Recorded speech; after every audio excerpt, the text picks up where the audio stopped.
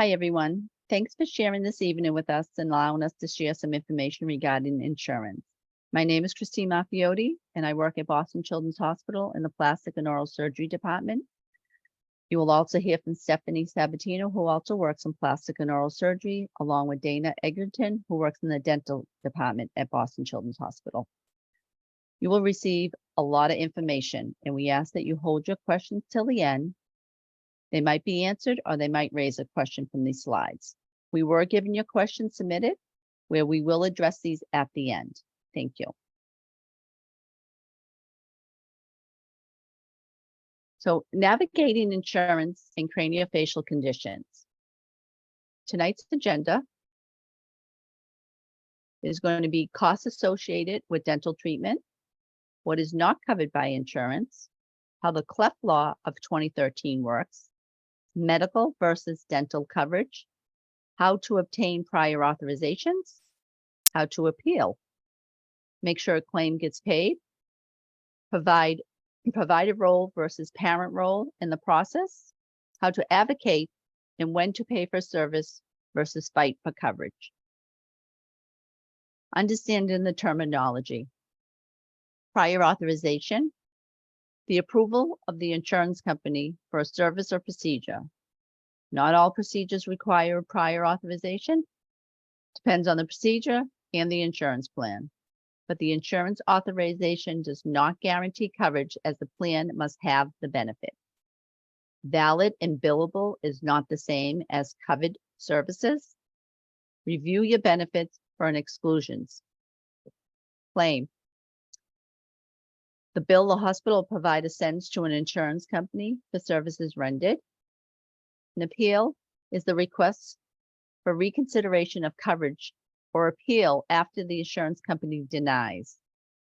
The request is to ask the insurance company to review benefits and hope it can be overturned.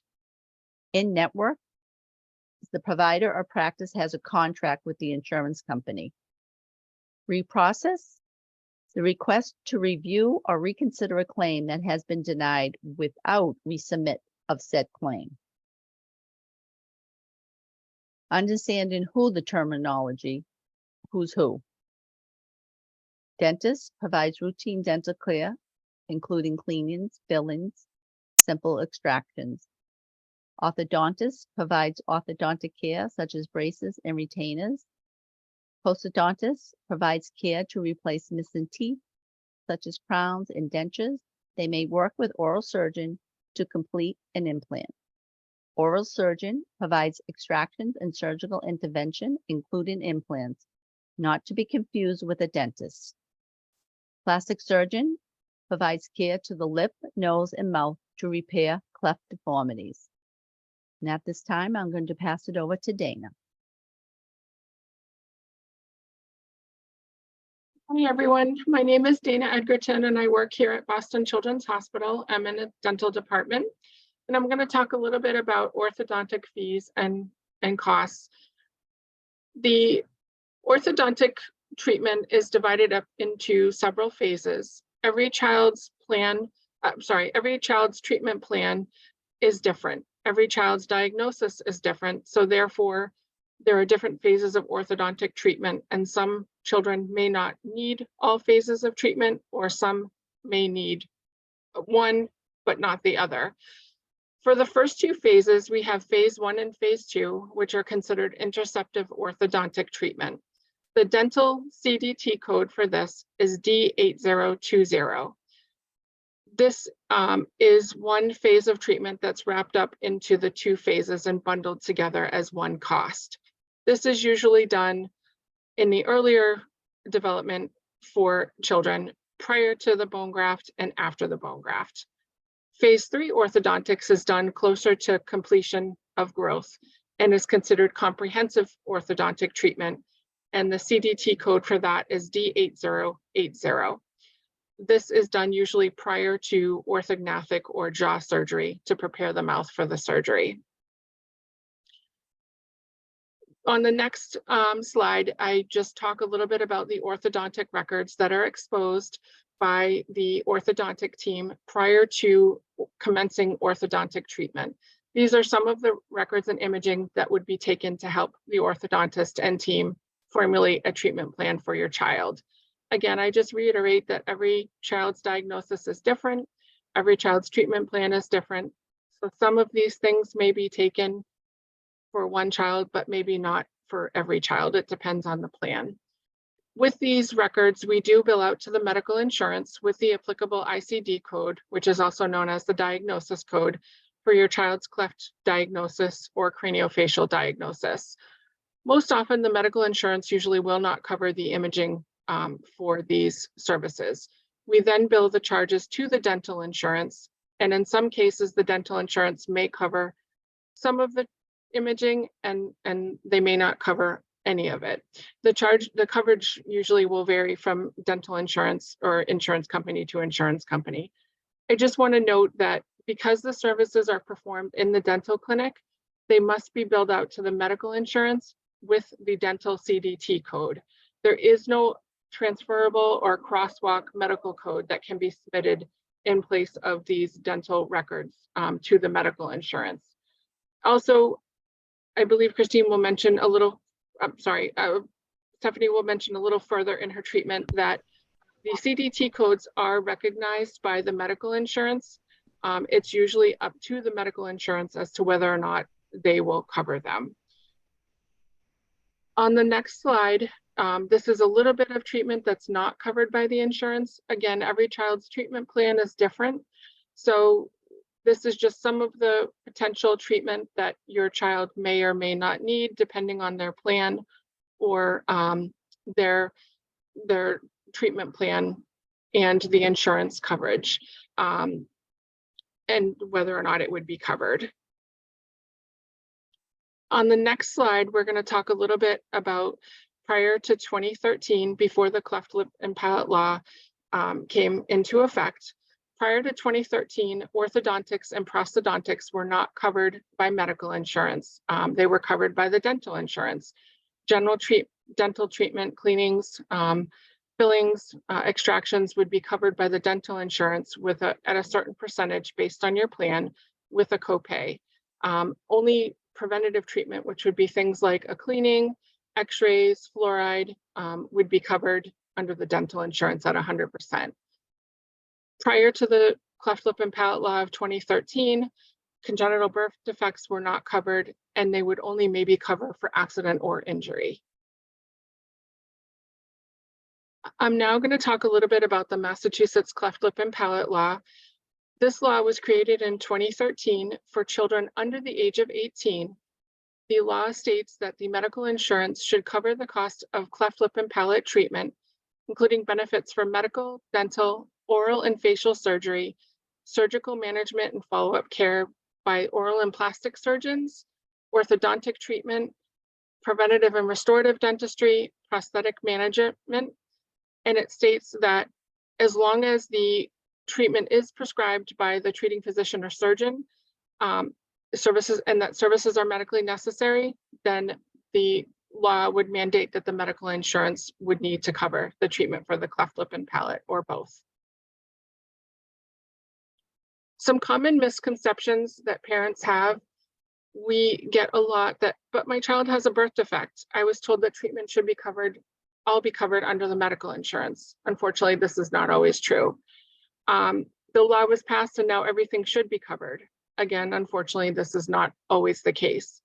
Also, many local dentists and orthodontist office will not be able to bill to medical insurances that are being followed by the cleft lip and palate team at Children's, because they are not set up to bill medical insurance for orthodontic treatment.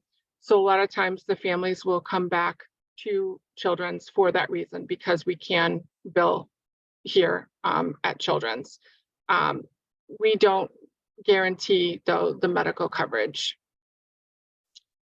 Some stipulations of the law is that children must be under the age of 18. It applies to the insurance plans that are state regulated. Self-insured plans do not apply. The insurance plan or your insurance plan must include the benefit for each stage of treatment. Deductibles, co-insurance and co-payments will still apply. Any referrals or prior authorizations that are required by the insurance company need to be in place if it's applicable. And the provider and practice must be in network with your insurance plan.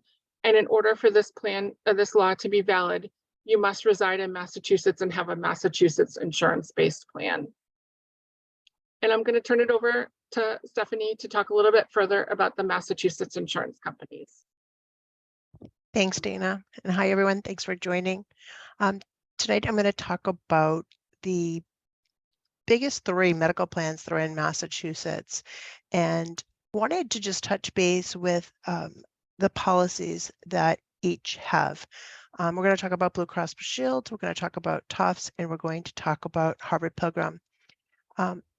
While each have sections of their policies written about the cleft law, there is not one specific policy in each particular insurance company mandating coverage across the board, except for Harvard Pilgrim. So as we go through, I'll point out a few items to you, and then we certainly can talk about these policies at the end if you have any questions. So recently, the beginning of the year, both Blue Cross Blue Shield and Tufts went ahead and made some changes to their policies. Blue Cross Blue Shield went through and indicated that no medical or no dental services would be covered in their medical policy unless the patient had a cleft lip and or cleft palate. And they also indicated here that they would cover patients under the age of 19, which is quite a little different than Massachusetts legislation. When we go to the medical policy to look to see what Blue Cross Blue Shield may cover, they indicate the coverage is only up to age 18. So there's some discrepancies in their coverage, and I certainly would encourage families to talk to their insurance companies to discuss really what the policy, or what I should say is the plan that you each have to cover your child's medical condition, because some plans may exclude the benefit, some plans may not have that benefit. What you're seeing for policies with the different plans is a general policy for what they'll cover. However, each individual employer will set forth what coverage their employees will have. So there are sometimes some discrepancies in that. So if we look at Blue Cross Blue Shield's plan underneath policy 068, plastic surgery, it does indicate that cleft lip and the cleft palate repair is considered medically necessary. And what they're telling us here is that it is a covered benefit. So remember, these are just excerpts from these policies. And also for the nasal surgery, rhinoplasty is covered for a congenital abnormality. In policy 179 for orthodontic surgery, they also indicate that orthodontic surgery would be allowed if there was a congenital deformity, or if they have any of these syndromes such as cleft, Apert's, and on. So there are definitely some allowances for this to be covered.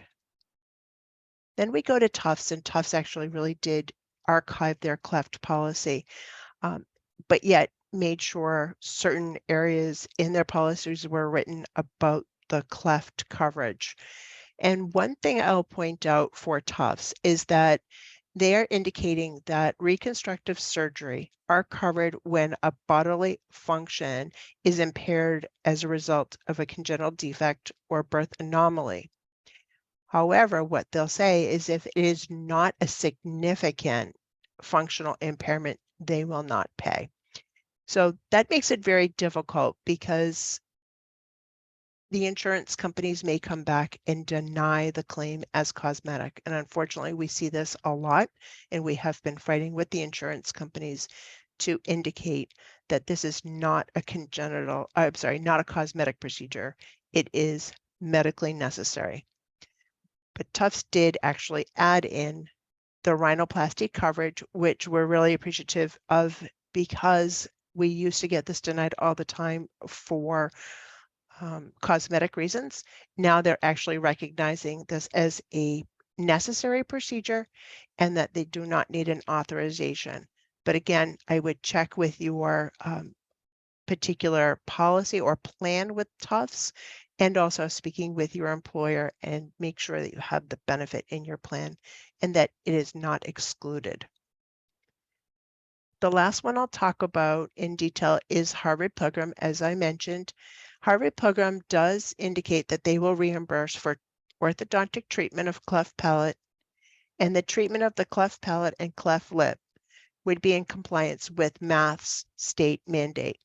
And the Math state mandate does indicate that they will that the insurance company should cover up to age 18. And I know there's been some questions as to that coverage. Looking at a few other insurance plans that people may have, which might be United Healthcare, which is really big in Massachusetts now. Cigna, Aetna, Fallon, TRICARE, and Unicare are not state regulated, so they don't follow the same rules. We want to keep in mind that the insurance company must be out of Massachusetts and the patient must reside in Massachusetts in order for that state legislation to be appropriate or to be follow the law. There's no uniform policy on cleft palate coverage. It may exclude congenital birth defects. It usually always requires a prior authorization. They're notorious for denying claims when a prior authorization is in place, and not all plans are in network with Children's Department of Dentistry. Apologize for the scratchy throat. Allergies are killing me here. Quickly for Mass Health, they do cover orthodontic treatment for our cleft patients, and we are actually happy to say that anyone with a cleft palate or craniofacial diagnosis, they're automatically qualified to receive orthodontic care. And as far as coverage goes with Mass Health, you can get coverage with Mass Health. There are some, it's not necessarily income related when it comes to coverage with Mass Health, but we do have someone here from Mass Health or helping you enroll with Mass Health. And we'll talk about that a little later. The one thing I will mention though, is if you have a primary medical and or dental insurance, you must stay in network with your primary insurance in order for Mass Health to pick up the difference. So for example, if you have a plan that requires you to stay with a certain provider and it's not Boston Children's, your primary insurance may deny, stating that you've gone out of network. And then what will happen is Mass Health then will deny your claim and you'll end up financially responsible. So you definitely want to make sure that you stay in network with your primary insurance. And also some services may not be covered. So it's important that we look into that before moving forward treatment. Moving along here, if your claim happens to deny, but you have that we have an authorization, we're finding that insurance companies are notorious for this now. They are not required to pay a claim despite having an authorization in place. There's actually a little excerpt now on their letters that they send in saying it's not a guarantee of coverage, which is very frustrating. They'll also say that on the phone. And the common reasons for these denials are that a code might be billed differently than what was authorized. It might be either a procedure code or a diagnosis that might be slightly different. The insurance company might come back and state that it's not a covered benefit. And as I mentioned, the policies for the insurance company are set forth as a very general policy. And then your employer will purchase an insurance plan based upon what they want to pay and what they want to have covered for their employees. And they will pick and choose what those benefits are. And if your policy or your plan through your employer does not include some of these benefits or some of these procedures, then it may deny. So what happens with your authorization is that it goes to the insurance company. The insurance company looks at their policy and may say, yes, it's approved, but they're not looking at the patient's particular plan to ensure that there's a benefit. So there's a catch-22 there, and it's very confusing. The other things that might deny are that the authorization has the wrong date of service. So if you have the authorization at home, you see that there's a date of service or a date of service range, and the surgery is happening at that time or a different date, be sure to let us know so we can make sure that the authorization is updated with the correct date. And then the last one is that they may consider it cosmetic, as I've mentioned. What do you do if the claim denies? What we'd love to see is that we work with our families and we ask that you have a conversation with your insurance company. Having that conversation happen with the explanation of what is happening with your child and the need for surgery, you may be able to convince the representative to get your claim to be reprocessed and have it paid. You could also have a conversation with the provider's office. Maybe request a review of the authorization that we obtained and to see if there might be a reason why the claim denied. And then we can also ask us to reprocess the claim. And when I say us, for the billing purposes, you can talk with the office, or you can also talk with the billing office. The phone number is on any statement that you might get from the office.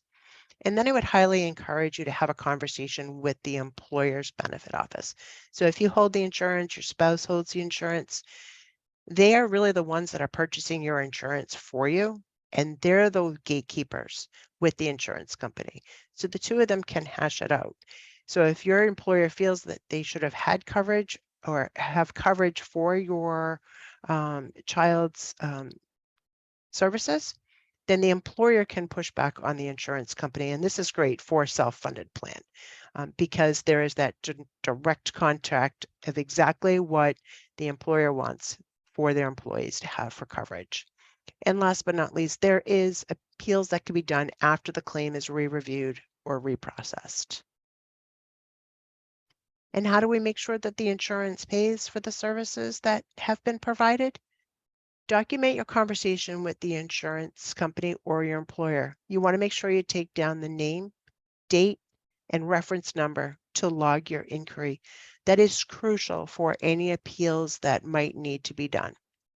You want to make sure that you advocate for your child. You want to call your insurance company and find out what that plan benefit is.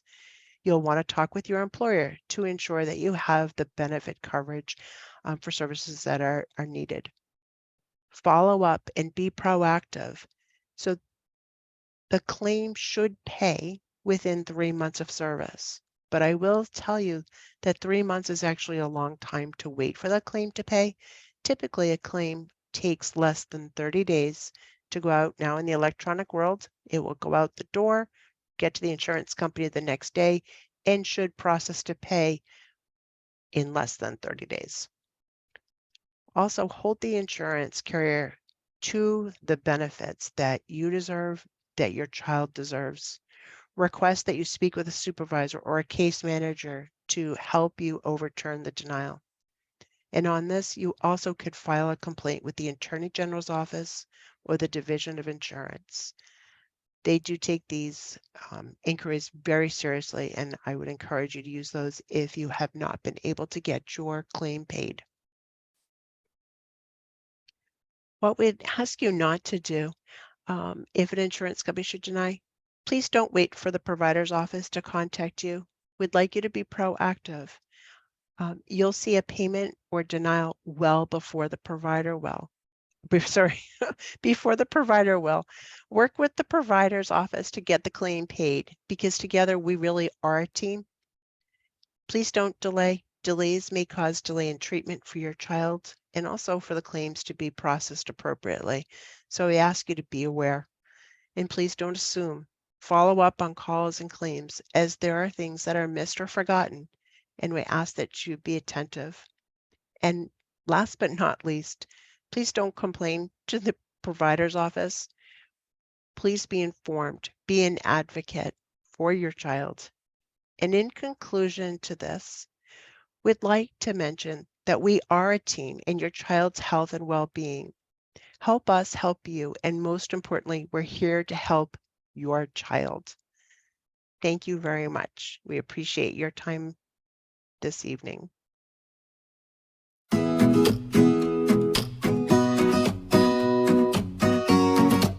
Excellent, thank you. So back to who I am. Again, Melanie McLaughlin, Project Director with Mass Family Voices. And I think I just explained to you all what that is. And next slide.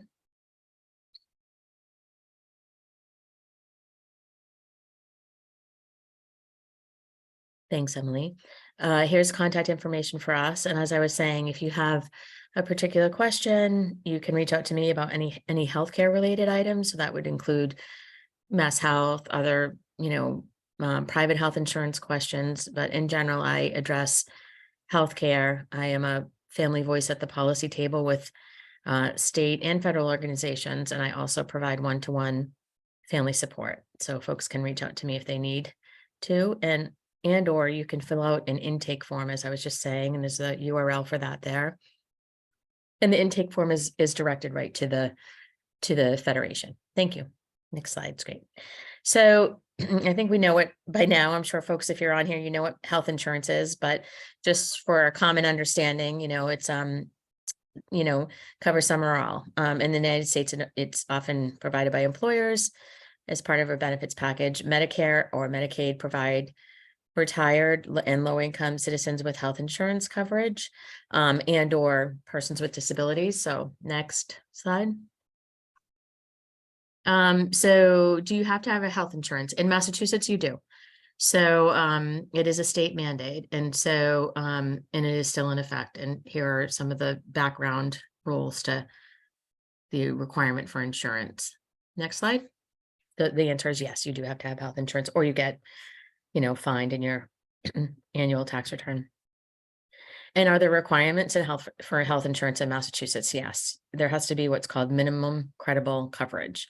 And so it has to have the minimum level of benefits that you need to have to be considered insured in Massachusetts. So in other words, not just anybody can say, yeah, we'll insure you and, we're not going to give you X benefits, but you'll have Y. It has to be minimum level. Next. Excuse me. Next slide.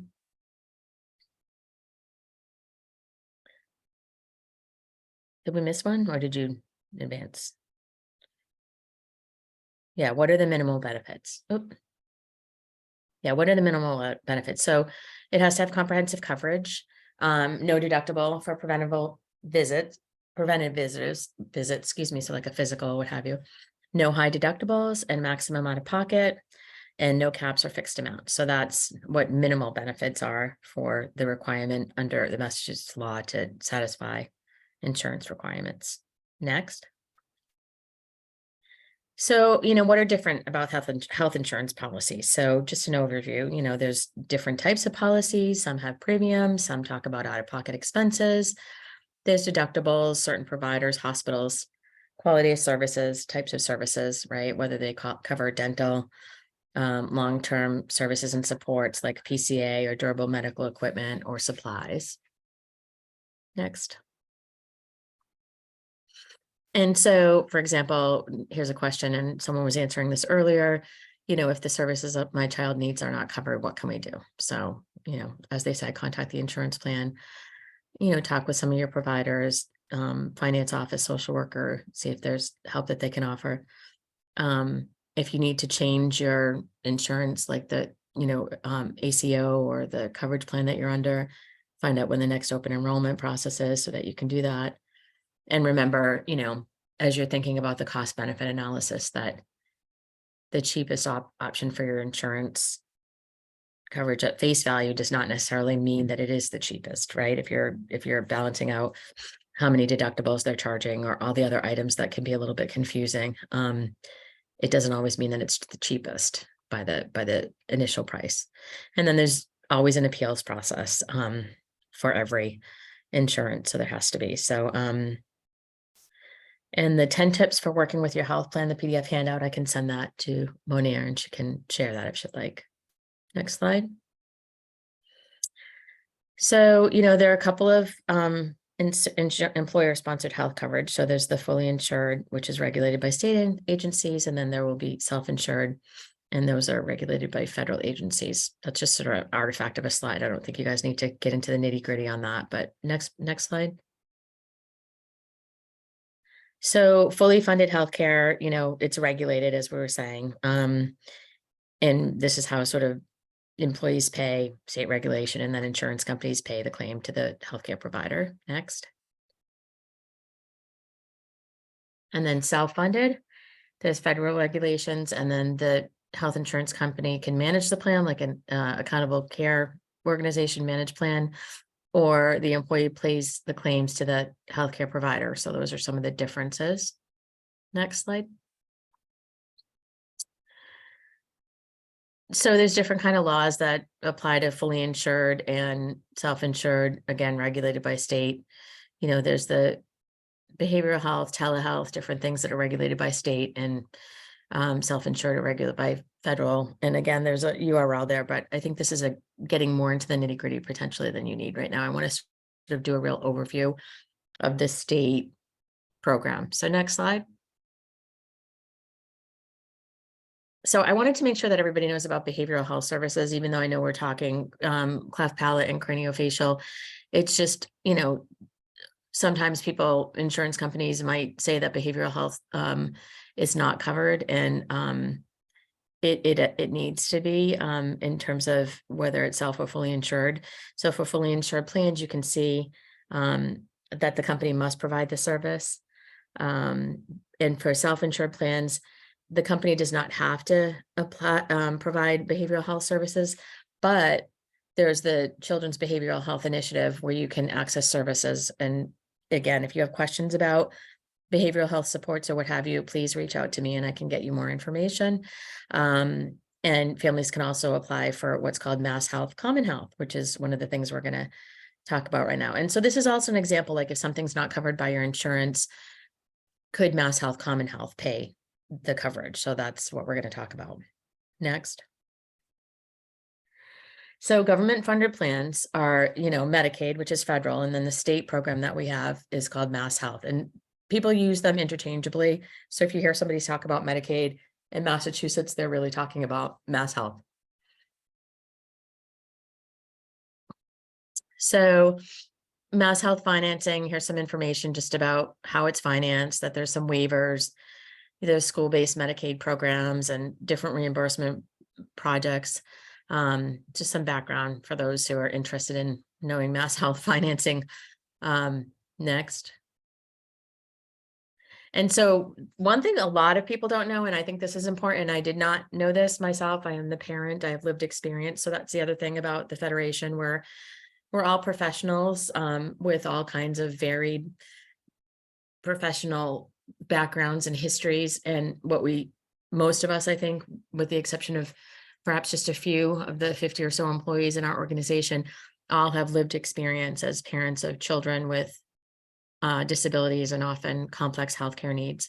And I have myself a 15-year-old daughter who has complex healthcare needs. And so I did not know about the different types of Mass Health, and have learned through my disability advocacy work, through fellowships, through master's program, and through, my experience with organizations and nonprofits like the Federation for Children with Special Needs and other organizations about the nitty-gritty of navigating these systems and healthcare. And so Mass Health has different kinds of coverage under Mass Health, and we'll talk about them, the differences, in a minute. According to Monia, when I was speaking with her earlier, I believe that most of you folks will potentially, and I can't say will because I don't make those decisions, but could potentially qualify for what's called Mass Health Common Health. But there are other types that are listed here. So, and I'll just give you a brief summary of what those are in a moment. Next slide. And so one of the things that are required for Mass Health is that, basic requirements in order to even qualify to apply. You have to be a Massachusetts resident. you have to have citizenship, or, they need to know your immigration status. And there are some financial requirements depending on the different types of plans that we'll talk about. Next slide. So, wondering if you can enlarge that just a little bit, if people can see that. Sometimes you can let you zoom in. Yeah. So you can see Mass Health Standard. You can go down just a little bit. Mass Health Standard is generally income dependent, and it's sort of like it's not generally, it is income dependent. You have to be 133% or 150% under the federal poverty level. And Mass Health Standard is sort of like the full coverage for Mass Health. So it's, the most comprehensive coverage, Mass Health, and it is income dependent. So it, is pregnant women, children 0 to 20 years old, caretakers, breast or cervical cancer survivors, and HIV applies to those individuals, as well as folks under the 133% under the federal poverty level, or 150%. And then you'll see this graphic will, go more to the right, and it says, is it dependent on immigration status? Do you have to have a disability, qualifying disability? So yes, it's dependent on immigration. Qualifying disability, no. Is there a premium? No. So then let's just look at the next one. Thank you, Emily. So Mass Health Family Assistance. So you're not available for Mass Health Standard. You're below 300% of the federal poverty level. So you're between 150 and 300% of the federal poverty level. And there can be a premium on this depending on, the income level. So, and it is, again, you can see the other answers, citizenship and what have you. So Mass Health Limited is a program that's available for folks who are uninsured and do not have American citizenship. You can see the other no's along the line there. Medical Security Plan, again, under age 19 who do not qualify for Mass Health except for Mass Health Limited, and who are uninsured. So again, it's a security plan for folks who don't qualify except for Mass Health Limited and are also uninsured. So it's another program, and there can be a premium associated with that. So you see the difference between the Mass Health Limited and the Medical Security Plan. There can be a premium with that one. Mass Health Care Plus One is a broad range of healthcare benefits, and again, it's 21 to 64, and it's lower than 133% of the federal poverty level, which is pretty low. So that would be really economically disadvantaged. If you can scroll a bit up. So Mass Health Common Health is the one that Monier indicated is most likely going to apply for folks here. So this is what's called a supplemental insurance, right? So it supplements, meaning it's in addition to insurance that an individual already has. So for example, we have Harvard Pilgrim for our primary healthcare insurance. That's called our primary. That's our main insurance. And then for our daughter, we have Mass Health Common Health, which is a supplementary insurance that supports her with a qualifying disability. So she has a qualifying disability, and she's between 6 and 19 years old. And there can be a premium on this, but I'll talk about that in a minute, because there's also something called premium assistance that could help with the premium if there's a premium assigned. There does have to be a qualifying disability. And so that was one of the things that Monier and I were talking about as we were talking about this presentation as well. And, I understand very little about craniofacial and cleft palate, but we were talking about disability eligibility. And I think that for some of your children, and for children that others of you may know, there can be complications that do qualify as disability, hearing, vision, those sorts of things. So I think, you'd have to have a qualifying disability, and there's a disability supplement to the application that determines whether the child is eligible under the disability supplement. And then there's Kaylee Mulligan, which is really for folks who have in-home nursing and require durable medical equipment and all sorts of things.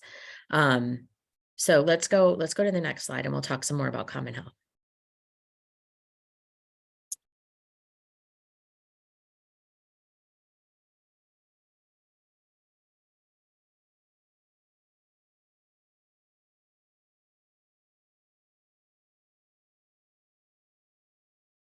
Okay.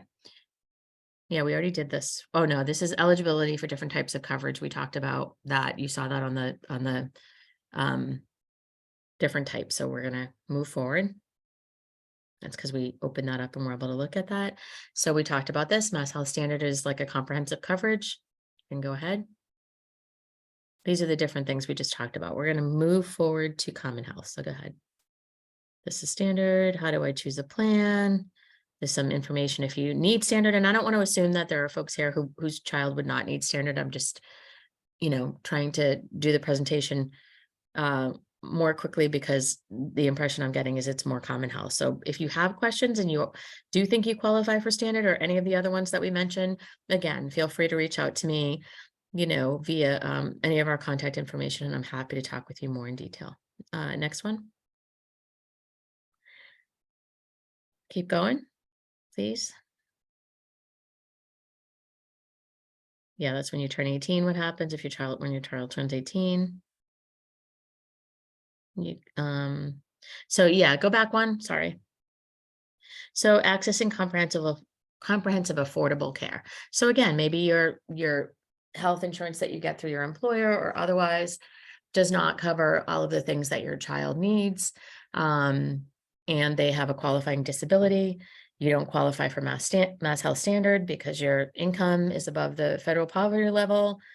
Your primary insurance is really not covering all the medical bills and not covering all the necessary services. So next slide. So this is when you might want to consider supplemental insurance, which is exactly what we're talking about.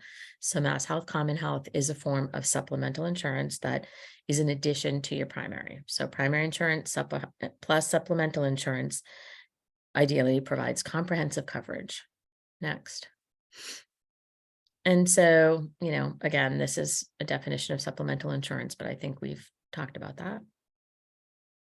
So Mass Health Common Health is a secondary supplemental insurance. It offers healthcare benefits similar to the Mass Health Standard that we talked about to individuals with a disability who do not qualify for Mass Health Standard, as we said. Mass Health Common Health picks up copays, so you don't pay a copay. It picks up that are medically necessary services and goods from providers that accept both the primary insurance and Mass Health. So Mass Health would pick up copays, for example.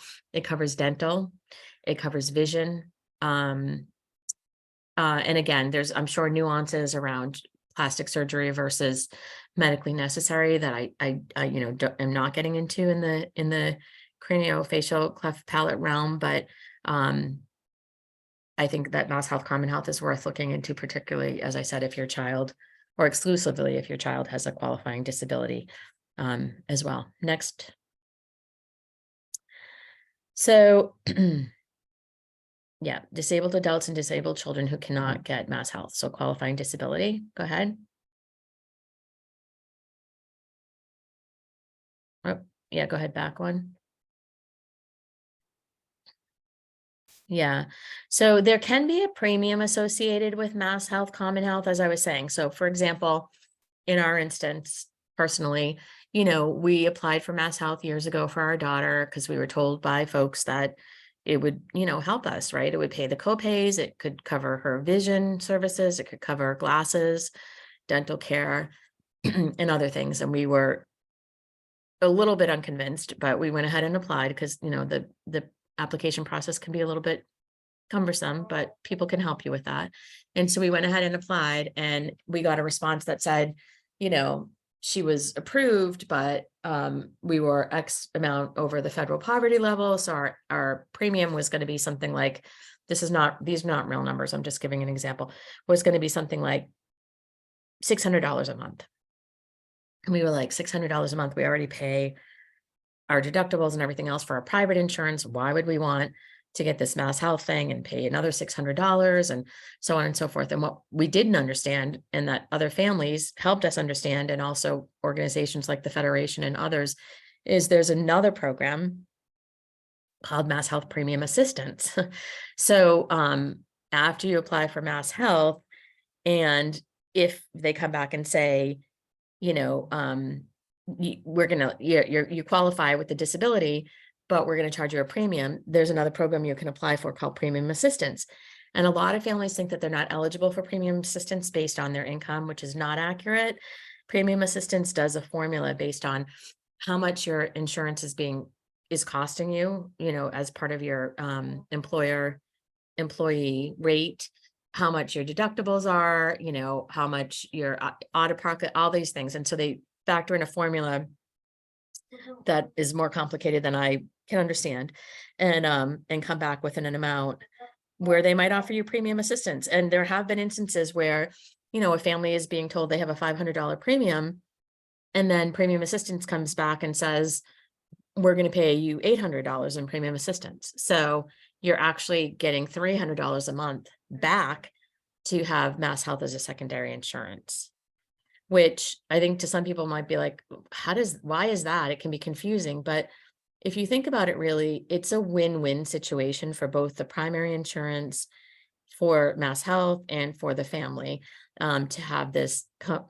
complete coverage, and to have your primary insurance pick up the the initial cost that they should, the Mass Health picking up the secondary cost, or the secondary benefit that they need to. And frankly, if you didn't have insurance or anything else, the child could potentially qualify for Mass Health solely under disability, and they would have to absorb all the costs. So it's a win-win for everybody, in my opinion, and it's worth really looking into. It can be a little bit nuanced in terms of applying, and I think people get intimidated by the paperwork and the application process, and I'm here to tell you that we help with that.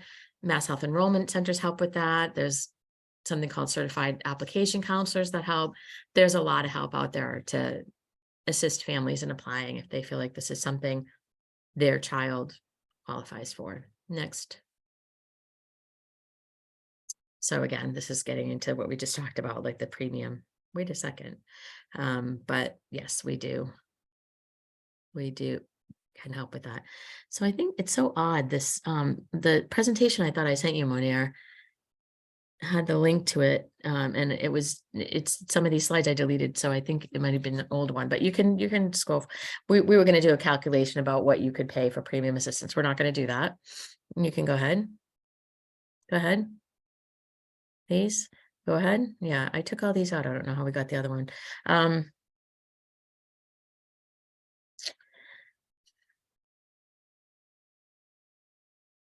Yeah, premium assistance can reduce or eliminate the cost of your common health premium if you have private health insurance through your job or family. In which instance, that's not linked to income or assets, like we just said. You have to meet the minimal credible coverage with your own insurance, your primary insurance, before you can qualify for Mass Health premium. Common health. Excuse me, go ahead.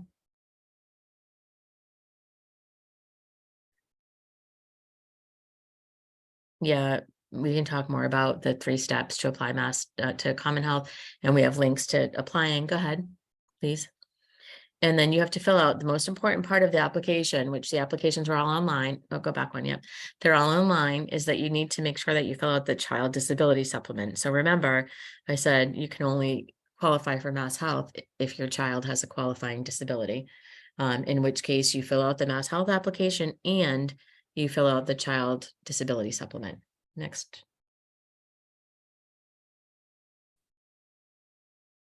So again, if you're approved, you'll get a letter. It might have a premium amount in it.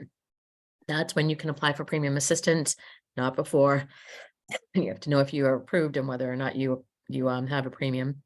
And then that's when you do a cost benefit analysis. So maybe in some instances the premium is $100 or something a month, and the premium assistance, you're still going to pay out of pocket $100. And that's when you do the math to say, well, I know we go to the doctor at least, we do anyway, go to the doctor at least, say, 10 times a year. And if I know that it's going to be, $30 for every copay or $40 for every copay, that's $400. So, it's obviously worth it. Well, not yet, actually, because $100 a month is $1,200. So you just sort of do the math. Like, what about dental? Would you need dental this year? Yeah, we know that it's going to. So you have to, just like you would with your other employer coverage, you have to do a cost benefit analysis to see if there is going to be an out-of-pocket premium. Is it worth it? And then there can be medical expenses, right? So surgeries, personal care assistance, behavioral health services, et cetera, durable medical equipment. So Mass Health also has a program called Personal Care Assistance, PCA. And so if your child qualifies, if their disability is such that they require personal care, so for example, help with activities of daily living, so assistance, doing things that perhaps a typical child can do that they could not, managing stairs, hygiene, all sorts of things that can qualify. Then there's a program called personal care attendant, where your child could be allotted, based on an evaluation, X amount of hours a week for a personal care attendant, which is somebody that you hire working through a third-party vendor, for payroll and what have you. At, I think it's $18 an hour that they can be hired, and they can be a family member. It can be anyone except for the parent, which is actually a bill that's in the State House now, and also on the federal level, where they're trying to change that because there's such a dire workforce issue for personal care attendants. And obviously parents are doing so much of the work and supplementing the healthcare industry that many folks feel that parents should be considered to be able to be paid for some of the caregiving and PCA level work that they do on a regular basis. So that's something that's pending in the legislative world right now. And then participation in Mass Health. Common Health is voluntary. You can cancel it at any time. So if you find out you feel like it's not, worth the, benefit, you can do that. And you can do it in writing or by phone, and it will stop. Next.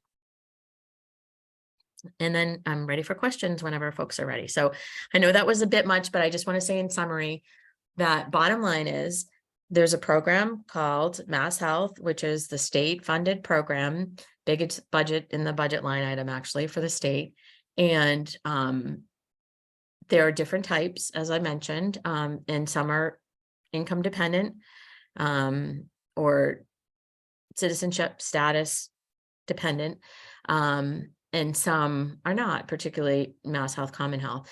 So Mass Health Common Health is available to families that have a child with a disability as a supplementary insurance to help them get complete coverage, ideally, in addition to their own primary insurance that meets minimum credible coverage.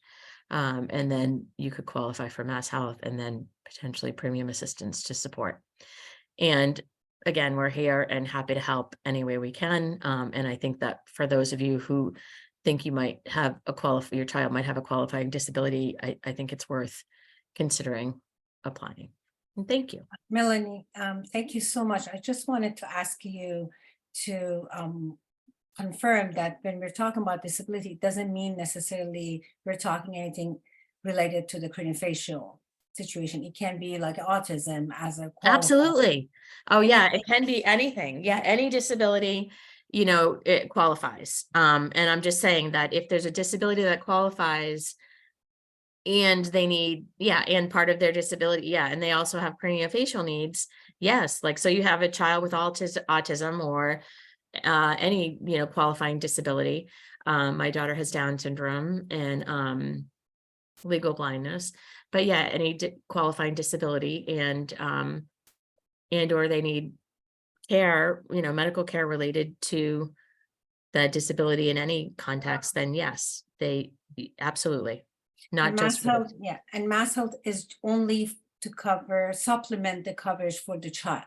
It's only for the child. But there's a lot of things that, your insurance might not cover, right? So like maybe they'll only cover, 70% of an operation, right? But Mass Health would cover the additional 30%, right? Like, so it's what they won't cover. So yes, and dental coverage, vision, like I said, visual care, glasses, different things like that can